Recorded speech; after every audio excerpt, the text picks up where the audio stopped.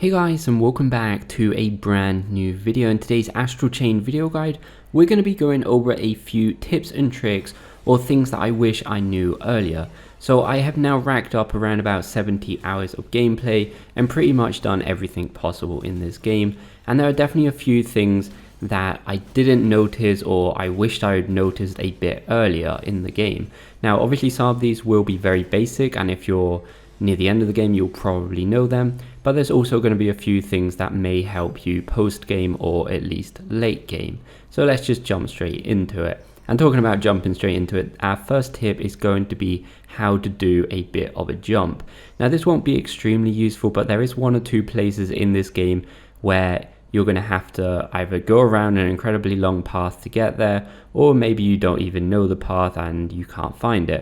Well, there is actually a way to do a bit of a jump in this game, and you can get to a few areas that you can't normally get to, unless, like I said, going around a very long path.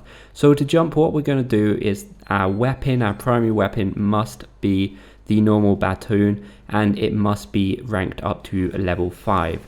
Now once we've done that, we are going to equip our Beast Legion. Now we don't want it out with us, we want it just simply equipped.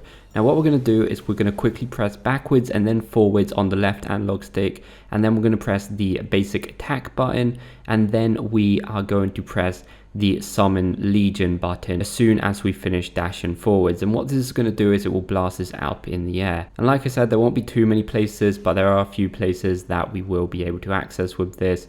A lot easier than the intended way. Maybe this will also be a good strategy for speedrunning in the future, I don't know. Next up is something a lot simpler, but something that I kind of didn't do much at the start, where I really wish I did. And it's as simple as pressing the start button and getting Iris up, and more specifically during boss battles or normal enemy battles.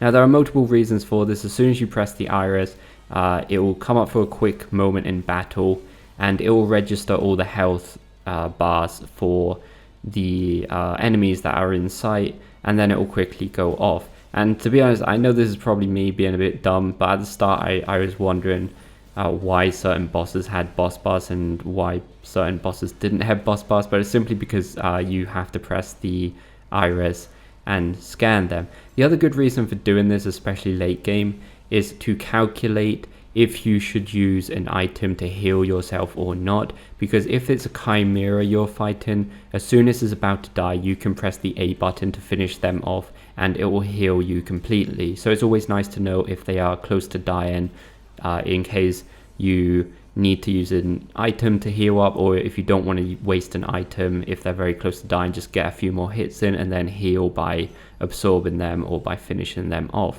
Something that I repeatedly do, especially post game when I need some money to buy some of the more expensive things in the game, is farm money. Now this is something that may be patched. It's not really a glitch, but it may be abusive just a little bit.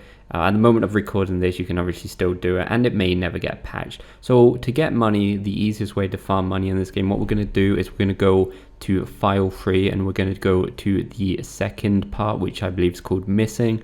And in here we're going to take a right, and then we're going to go into the hidden hermit base just here, and this chest will be a leaky battery. Now the first time you open this chest it won't be a leaky battery, but from the second time onwards it will always be a leaky battery, and you can sell this for 10,000 money right next to the chest to the hermit. And as soon as you sell it you can quit out, go back to the file select and instantly do it again, and you can get about 10k in under a minute. So it's definitely the method that I was using to farm money. Now the next one's also a very basic tip, but something that I did use especially at the start of the game. Now if you're in a very tight situation or you're getting spammed by an incredible amount of enemies, which does happen in this game, and you really want to heal but you just keep getting interrupted, what you want to do is actually go into the menu and use the medicine or the healing item from in the menu, because this kind of pauses the game and they won't be able to interrupt you, and you'll be able to heal instantly without any problems. The next tip I've got for you is probably quite an obvious one for a lot of people, but once you complete an order or a challenge or whatever you want to call them, remember to actually pick them up off of the menu. You don't get the reward for the order just by completing it. And apart from this, make sure you read carefully, because in some of the orders it will tell you to go and speak to a certain NPC, and these NPCs will actually give you some quite useful and unique items, like Billy for killing a certain amount of enemies. He'll give you I believe it's some cool sunglasses, or simply Marie for catching or rescuing a certain amount of cats. She will give you some cool stuff. And just remember to read some of the orders and go and pick up your orders. Now, for my final tip is something that I've been using pretty much since I learned it, especially in the post-game. Pretty much all the post-game cases I did with this method or tactic. So the last legion you get in the game is going to be the Axe Legion. And you know, at the start, as soon as you pick it up, you think, wow, this is slow. It doesn't really attack that much. It's just a big shield.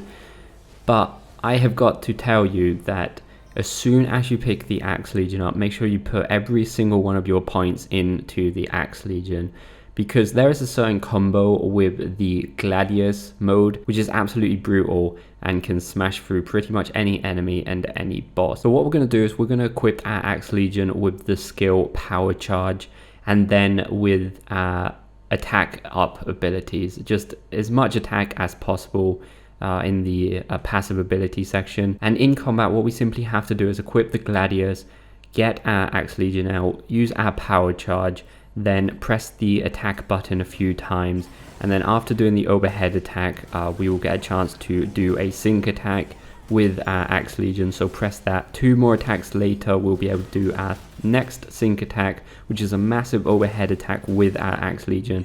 And this combo will brutally mash up pretty much any boss, almost in one combo. And if you're at the start of some of the cases, it will just be one combo.